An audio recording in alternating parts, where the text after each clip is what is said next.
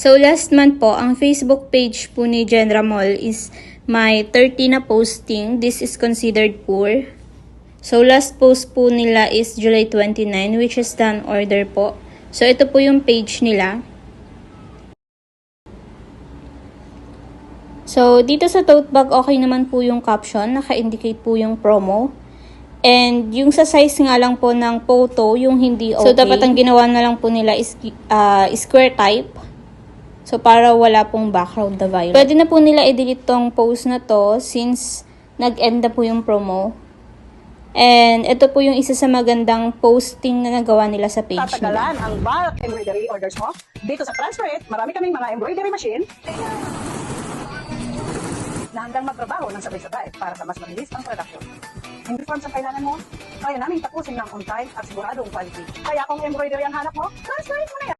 Naghahanap ka ba ng customized gaming mousepad para sa company at ang ibang... So, yung mga pinapost po natin na ganito, pwede po natin to gamitin sa carousel type of posting. So, pwede po tayo mag-post ng carousel ng mousepad and insert po natin itong video na to.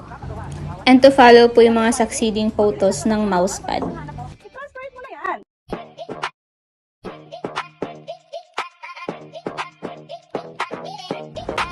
So, dito naman po hindi okay yung photo na ginamit. So, mukha pong nakalutang yung mga pillow. So, ito po yung good sample ng carousel na ginawa po nila. So, dito naman po, yung pinakaunang picture po nila, yung pinaka-template nila, nag-redundant na po yung promo. May same day delivery na tapos may buy 5 get 1 pa. And then, pagdating naman po sa posting na to, nag-iba na naman po yung template, naging violet naman po. So, ito rin po maganda sa posting nila, yung embroidery promo. So, yun po yung mga kailangan nilang i-improve sa posting nila. And yung mga dapat pa pong gawa ng posting is yung mga wall display po nila sa store. Pwede po nilang gawan ng reels po or video per wall.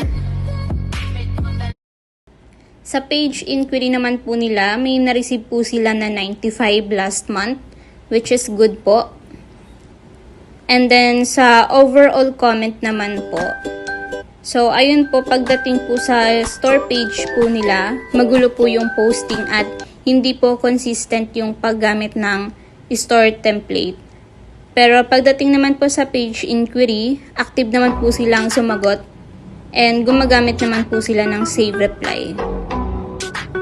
So make sure lang po na nakakapag-post tayo daily. So sundin na lang po yung schedule ng posting natin for the whole month. So make at least 1 to 2 posting a day. Mag-post pa po ng mga production video, services na ino-offer natin sa store, and mga single product and carousel type of posting po.